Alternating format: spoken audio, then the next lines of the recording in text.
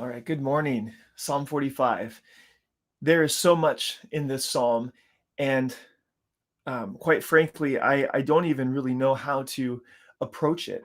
There's At first glance, you might say, "Oh, this is pretty straightforward. This is a song about Messiah, and it's a song about his bride, the the one that is next to him."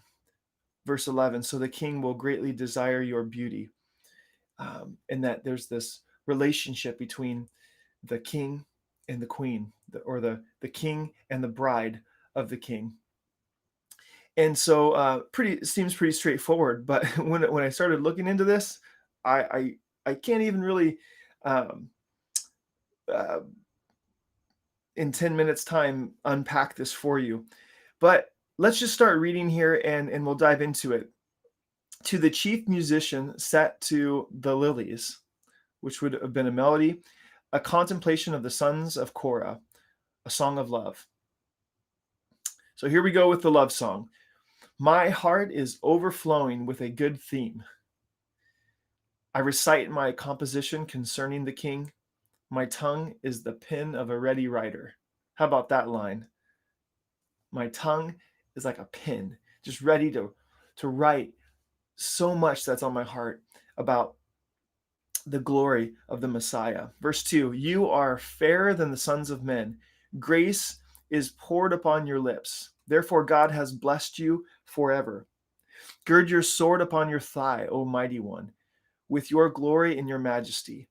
And in your majesty ride prosperously because of truth, humility, and righteousness. I love those three words together: truth, humility, and righteousness. Oh, that we would have a king. Oh, that we would have a ruler that would be one of truth and humility and righteousness. There's never been one like Jesus Christ that is able to rule perfectly in these ways. And your right hand shall teach you awesome things. What are these awful things? Also, you can, the King James says terrible things. Aw- Awful, awesome, terrible things. Um, what are these things that your right hand shall teach you? Well, I think of his right hand. If you were to look at Jesus's right hand, you would see what? Well, you would see a scar here, or perhaps it was here. I don't really know the way Romans crucified necessarily, but there's there's a scar, a battle scar, in that battle that he fought for you and for me, for our soul, to win us with his blood, hanging on the cross. And that scar on his hand, he will carry with him for all eternity, ruling and reigning, even as he grabs the scepter of iron and enforces his righteousness, even as he grabs that sword with his right hand to slay those who oppose him.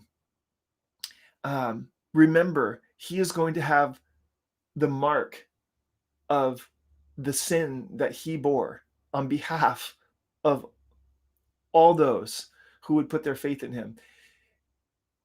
Who has more right to administer justice than the one with nail scarred hands?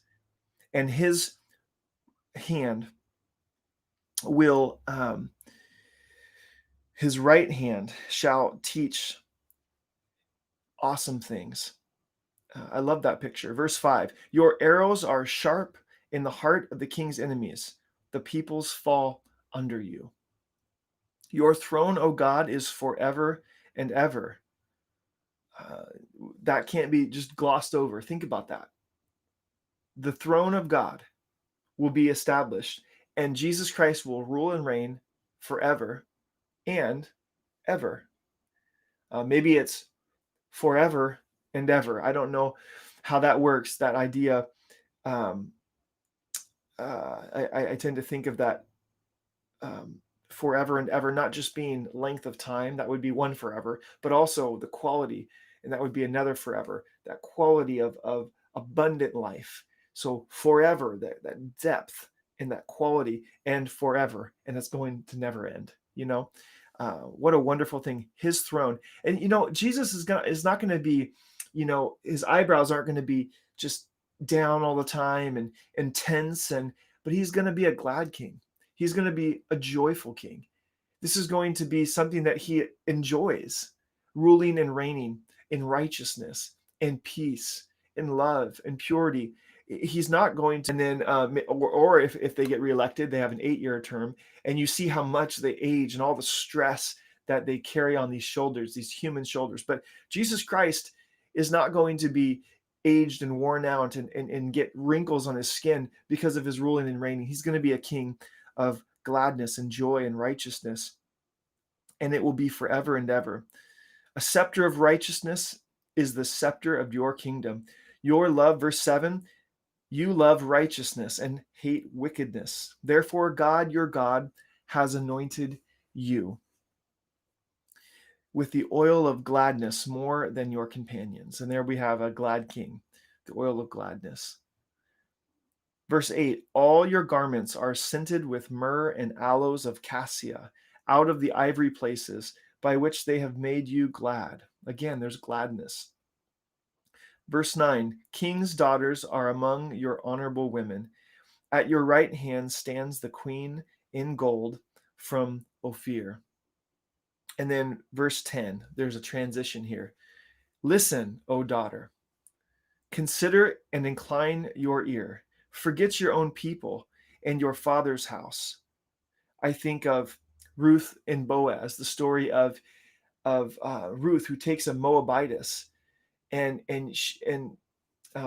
Ruth says to her mother-in-law, "Hey, your God is my God. Your people are my people." And she forgot where she came from, and she made the King of Kings her king, and she made the God of Israel her God. She's like, I'm one with you. And so that's what this verse is talking about. It's saying, hey, forget your own people, forget where you came from. All of the credentials that you had, or all of the lack of credentials that you had, forget about it. Those are nothing compared to the majesty and glory of Messiah.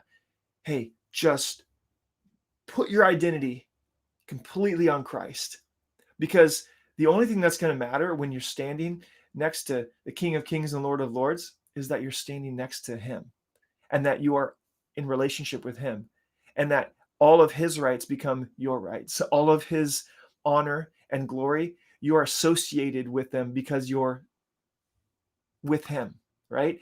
And so there's our weddings are very different. Our weddings are very focused on the bride. Hey, where's the bride? It's like the groom's just kind of sneaks in the back door, walks up there, and everybody's like, oh, there's the groom. Okay. And that's about all the attention he gets the whole ceremony. And it's only his association with her that gives him kind of a right to stand up there anyway. We're very bride focused in our weddings, but not so with this relationship. You see, the King of Kings and Lord of Lords, he demands all attention. And his bride, the relationship he has with the verse 9, the queen in gold from Ophir. Oh, listen, O daughter, right? These references to the one standing next to him. It's like completely opposite. If you were at this wedding ceremony or walking into this royal court, hey, all attention is not so much on the bride, it's on the bridegroom, the king. And I'm so thankful for that, because I have no right to be worthy to stand next to be associated with Jesus Christ in all of his righteousness, being who I am, and knowing my past. And I really have no right to be associated with Jesus Christ. However, he has given me that right, and he invites me to come, not just before his throne, but to be united with him and being a co-heir with him. I don't even know how to fathom what that is going to look like. I just know I want to be associated with him when it comes time. And so the king will greatly desire your beauty, verse 11 there. Because he is your Lord, worship him. Wow. There's going to be a desire for for the beauty of his saints? Well, if that's going to be the case, it says, because he is your Lord, worship him, right? The right response to what he has done for us is to worship him. And that's not only a command, but it's an invitation. Worship him. Verse 12, and the daughter of Tyre will come with a gift. The daughter of this pagan nation, Tyre, hey, look, they're going to come and give him gifts. The rich among the people will seek your favor.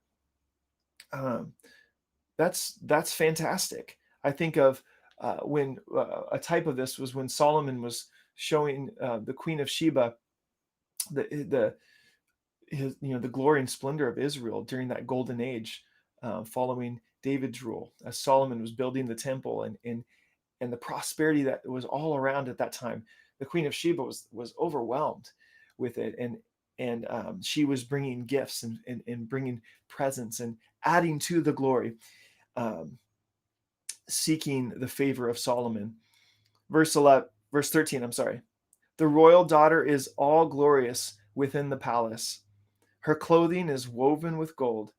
She shall be brought to the king in robes of many colors. The virgins, her companions who follow her, shall be brought to you. With gladness and rejoicing they shall be brought. They shall enter the king's palace. Instead of your fathers shall be your sons, whom you shall make princes in all the earth. I will make your name to be remembered in all generations. Therefore, the people shall praise you forever and ever. Now, in royal terminology, the basic occupation of a queen is to, the bride of the king is to provide princes for the kingdom. And in that kind of motif there, that kind of imagery and theme, we have this royal court. Jesus Christ is the Messiah, and our relationship, our occupation with Jesus Christ is to be fruitful and to provide more co-heirs. We need to bring people with us to heaven. That's our occupation. We are missionaries. We are testimony bearers. We are living epistles. We are the bearers of good news that you've been invited. You've been invited. Come to the kingdom. Come to heaven with me. It's by the blood of Jesus and it's by his resurrection power that you have been loved and you have been atoned for. Come receive all that God has for you.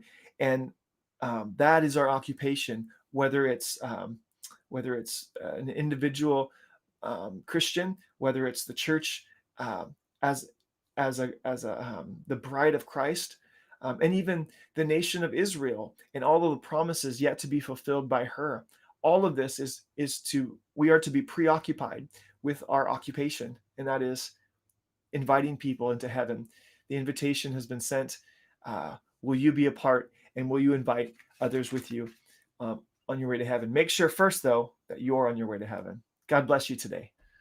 Thanks for tuning in.